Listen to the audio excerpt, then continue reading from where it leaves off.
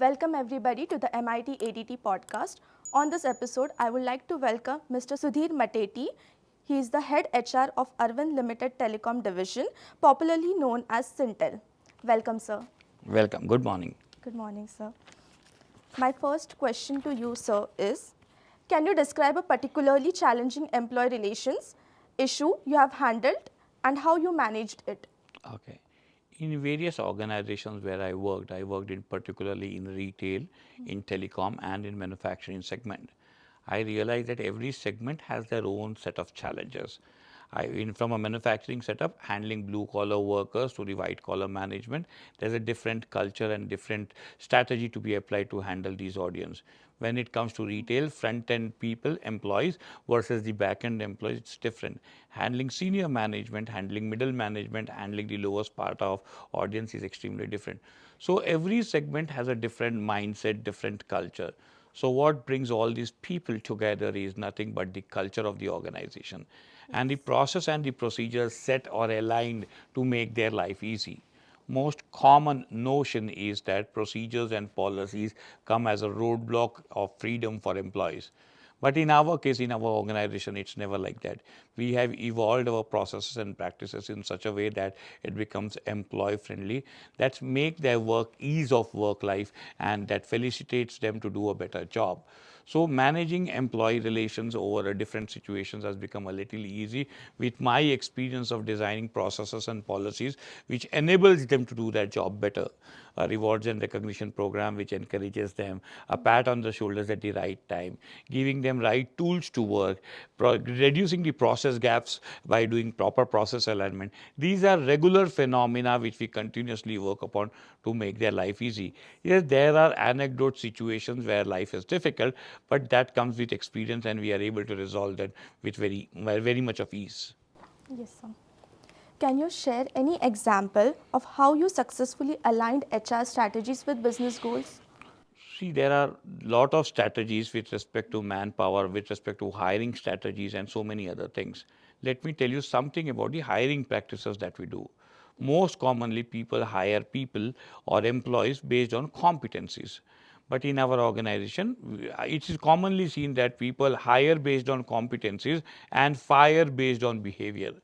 So what we have adopted to from a knowledge-based hiring to a skill-based hiring to an attitude-based hiring.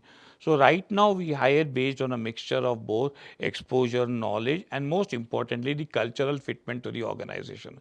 The organization has very rich culture and our hiring is primarily based on psychometric assessment to assess the candidate, their behavior patterns and their culture value system and ethos based on the culture while having a great skill set is a strategy which has paid us dividends in our organization so far. So we have aligned ourselves in our hiring practices and that has helped us. Now currently we are also moving to a digitalization of all our processes and practices. Probably this will also give us a cutting edge in the practices that we have over what we had last years. Okay, sir. Any major career challenges you faced and how did you overcome them? Okay. So I only see that most people believe in academics and certifications and degrees, but we understood that certification and degrees, education qualifications are really very important, but it is only limited to certain theoretical knowledge. Having exposure on hands-on knowledge and having exposure on the right areas of expertism is very important. So in my career, I realized that people have revolved around this subject that we have been doing traditional practices, traditional methods, and traditional ways of doing it. So I have explored all those modern tools, advancement, and learned, went an extra mile myself to learn and enabled employees to learn those things. So all most of my career challenges were adaptation to the modern tools, modern knowledge points, and modern, traits available in the industry. Updating ourselves to modern trends is the key, and that has helped me cross all those career challenges that I faced in my career so far. Yes, sir. So, what skills or qualities are crucial for success in your field? I spoke about this in the session up there also.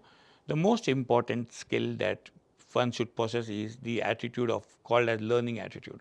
If you have a learning attitude and if you have capability to learn in every difficult situation, remember a difficult situation is difficult only because you have exhausted all the possibilities that you know. There are millions of possibilities which are available, but which you are not aware. Your ability to explore, your ability to think out of the box and find solutions or possibilities which you are not aware of, that ability to search and research and again go back to the subject and do a detailed study beyond the call of duty will enable you to learn and succeed. This is one of the most important quality that I look forward for in people. Okay, sir. Any tips would you like to give to MIT ADT students? What I understand is most people are focused upon what they are going to get. What is in it for me is $1 million question that most students focus upon. Like what package I would get after my curriculum, or what job role would I get, what designation would I get. People are very much fascinated about a leadership role. People are fascinated about a high value package and whatever. All those things which are fascinating. It's great to have a manager's role. My most popular sentence is it's very important. It's very nice to be important, but it is more important to be a nice human. It's very important to grow there. Yes, I know. But it is very important for you to be nice in your journey to people around you.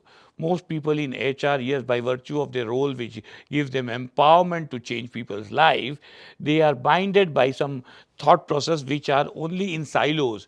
Ability to help human, being at the position where I am and where millions of people are, God has empowered them with an additional tool to help people.